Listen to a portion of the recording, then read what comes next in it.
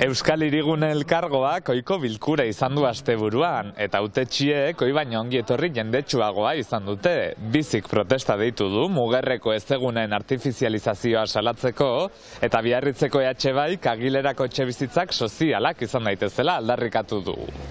Arratsaldeon eta ongi etorri iparraldearen orenera. Gaur bastiratik beraz, asteburuak utzitakoak errepasatuko ditugu. Eta nola ez, protagonista batera aipagai izango dugu. Batxitxa Dukasu pilotariak 7. irabazi du Elite Pro txapelketa errekorra gainditurik. Has gaitezen!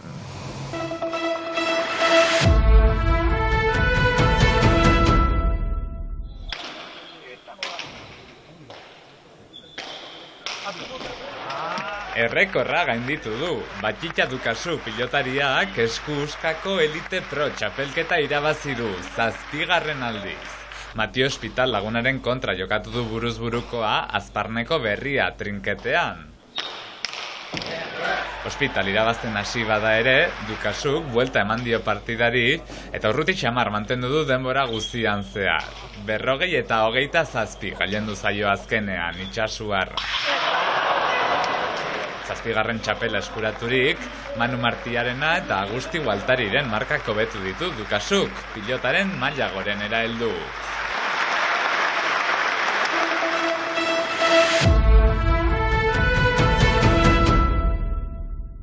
Euskal Elkargoko aurrekontuen orientazioak gai nagusia izan bada ere larunbateko kontseiluan, iparraldean burutuko diren proiektuen kontrako protestek ere protagonismoa izan dute bilkuraren atarian. Hala nola, Biarritzeko Agilera kirolgunean egin nahi duten etxebizitzen egitasmoa. Hain zuzen, 300 etxebizitza eraikitzea dute xede. Horietariko 160 etxebizitza sozialak izango lirateke eta 140 merkatu librean eskuragarri izango litzateke.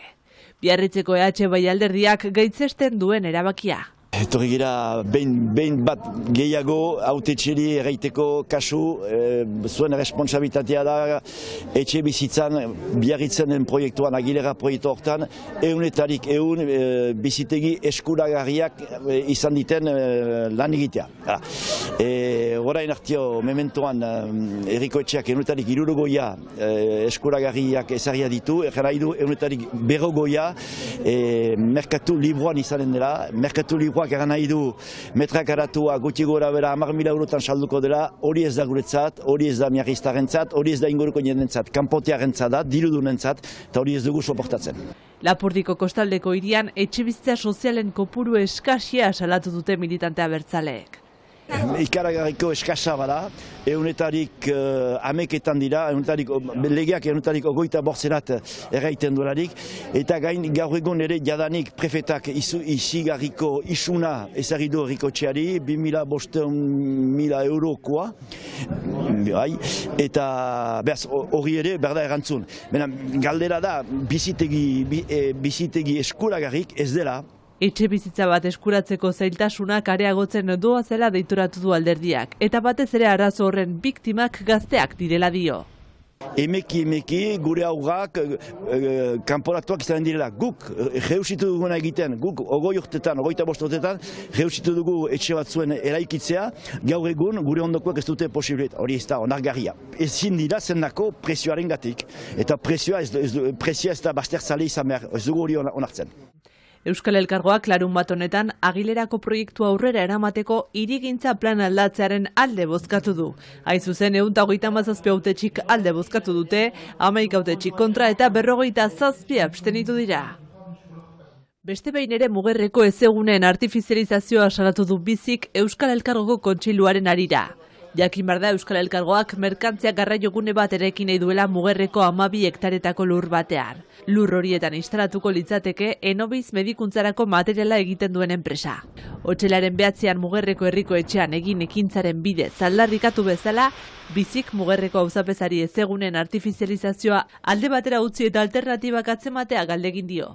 Hemen gira zenta artifizializazio hori biziki garrantzitsua da ez egitea zenta mugerreko 12 azken ezeguneak artifizializatuko ditu eta Roland Irigoyen erraiten du lana sortuko dituela eta hori ados gira berekin, baina klimaren aldeko lanak sortuko behar dira ere eta alternatibak badira eta uste dugu ez dituela aski ontsa ezagutu, zenta alternatibak ezagutzen balin baditu ez dira obligatuak hori egitea. Bizi proiektuaren kontra mobilizatzen segitzeko prest dago. Beraz galderak pausatzen ditugu eta pausatuko ditugu eta pausatu ditugu ere atzo eta hor erantzunak nahi ditugu. Bizik azpimarratu du Mugerreko egunea balio ekologiko handikoa dela. Balio hori nabarmendu du ere Muger 4 de Vie elkarteak Euskal Elkargoko hautetsiei zuzenduriko gutun batean.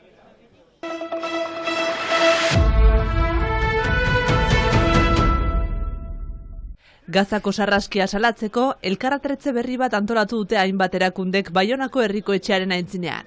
50 bat pertsona elkartu dira Palestina eta Israelen bake justu eta iraunkorra aldarrikatzeko.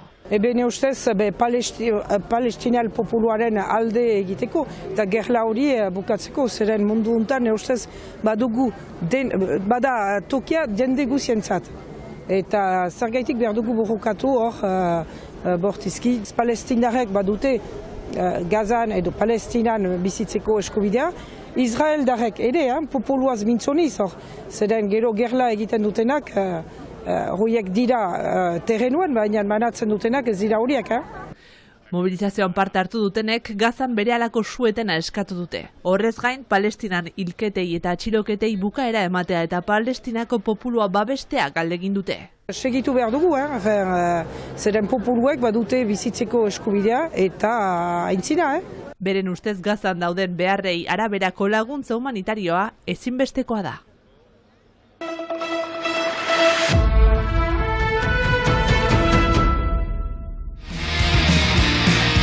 Muga Zero talde nafarrak irabazi du Herri Urratsek antolaturiko maketa lehiaketa. Euskal Herri osoko 40 talde hartu dute parte lehen maketa lehiaketa honetan. Eta 40 talde horien artean, Lakuntza herriko talde hau hautatu dute irabazle. Punk rock estilo itxaskorrean, Euskal Punkaren hastapenetara bidaiatzeko parada luzatzen dute, epaimaiak aditzera eman duenez.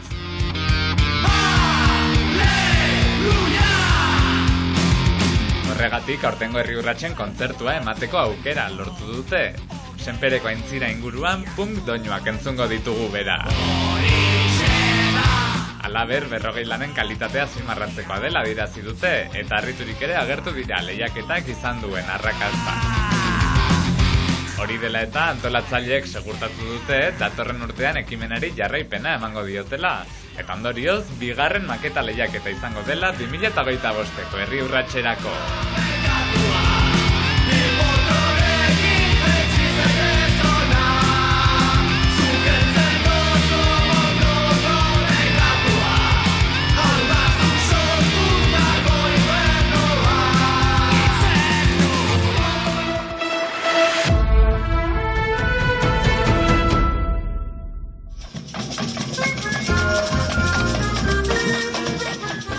Iauterietako garaian gaude eta iparraldeko beste herri batzuetan bezala, Baionan ere kolorez, jantzi eta doinuz animatu dituzte karrikak asteburu honetan. Ikusentzuleok Baionako iauterietako irudiekin agurtuko dugu gaurko saioa. Bihar arte!